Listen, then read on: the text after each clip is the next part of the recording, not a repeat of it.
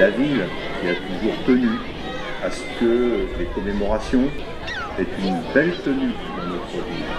Parce que ceux qui s'engagent pour secourir les uns et les autres, pour défendre les valeurs de notre pays, soient honorés dans notre collectivité et dans cette salle des maréchaux, qui peut-être est un présage d'avenir pour ceux qui s'engagent aujourd'hui et que je tiens en votre nom à tous à féliciter. L'engagement, c'est personnel, un engagement. C'est soi qui décide de s'engager pour l'autre, pour les autres, pour nous autres, pour la République.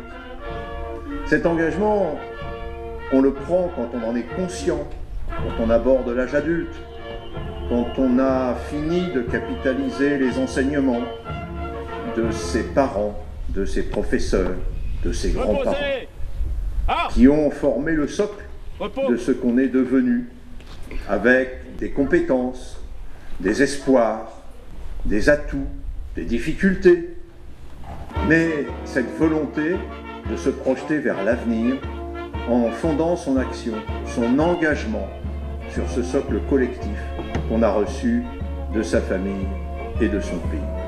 L'engagement de chacun construit petit à petit l'histoire d'une collectivité, l'histoire d'un pays. Il n'y a pas de pays, de nation, de patrie s'il n'y a pas des citoyens, des républicains fervents tous les jours. Et nous voyons bien dans l'histoire que collectivement, nous pouvons nous engager vers des chemins différents. Certains de ces chemins conduisent à la guerre. Et en général, quand nous sommes conduits au conflit, comme ça a été le cas lors de la Grande Guerre, et puis ensuite lors de la Seconde Guerre mondiale, et la guerre d'Algérie, et l'engagement en Indochine, et aujourd'hui les OPEX, aux engagés desquels nous rendons hommage aujourd'hui, on s'aperçoit que tous ces conflits ne sont pas des moments isolés. Ce ne sont pas des moments retirés de l'histoire. Ce sont des constructions. Il faut savoir qu'après le désastre de 70, on expérimentera les armes modernes dans la guerre de sécession. Petit théâtre de répétition de la guerre mécanique de 14-18. Que pendant ces décennies, la République va construire une mobilisation nationale pour reconquérir les territoires. Cette construction politique, au sens le plus large du terme, met tout en œuvre. L'éducation, les musées. Je vous rappelle qu'avant 1870, il n'y a pas de musée. Ça n'existe pas. Les musées sont créés pour montrer la force de la culture nationale, pour consolider les liens de la nation, dont certains savent que tôt ou tard, elle s'engagera à nouveau dans le conflit qui surgira après le drame de Sarajevo, mais qui était sur un terreau préparé de longue date. Traité de Versailles, je ne vais pas vous faire un cours d'histoire, mais le traité de Versailles, c'est quand même la fin de la guerre, les dommages de guerre qui de toute façon ne combleront jamais les destructions de la guerre. Et l'histoire suivante pour l'Allemagne, se relevant de cette défaite, qui construira, elle aussi, au fil des décennies, sa terrible revanche, sur le plan politique, sur le plan idéologique, sur le plan militaire, entraînant une des nations les plus cultivées d'Europe dans le désastre que l'on sait de la Seconde Guerre mondiale.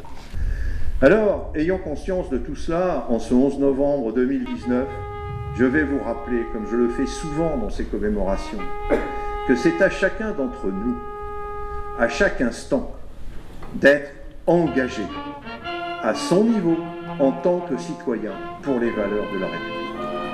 On ne peut pas être citoyen à temps partiel. On ne peut pas être français et européen par intermittence. Ça se passe chaque jour.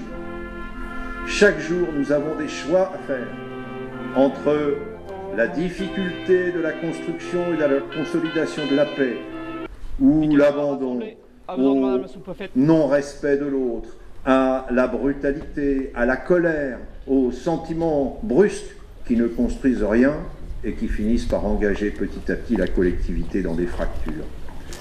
Je voudrais vous dire à quel point les mots de Robert Badinter prononcés récemment me résonnent encore aux oreilles et au cœur. Le respect, mesdames et messieurs, c'est la condition de la paix. Mais le respect ne peut être que mutuel.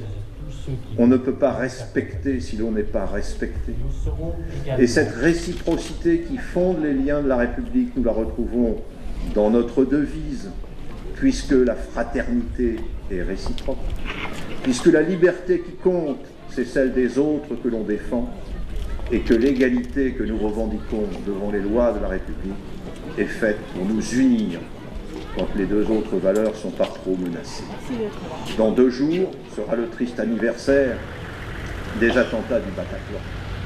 Nous voyons où l'intolérance, la haine, la culture de la haine peuvent conduire, et à ces éléments perturbateurs qui engendreront toujours la destruction et le chaos, nous devons opposer l'esprit républicain le plus uni, le plus fraternel, le plus convaincu, celui qui fera que les jeunes qui s'engagent aujourd'hui s'engagent à titre personnel pour des valeurs que nous partageons et qu'ils défendront dans des conflits qui aujourd'hui n'ont ni début ni fin, mais qui ont notre attention, qui sont menés en notre nom, qui sont menés pour notre paix, et donc que nous devons avoir au cœur chaque jour.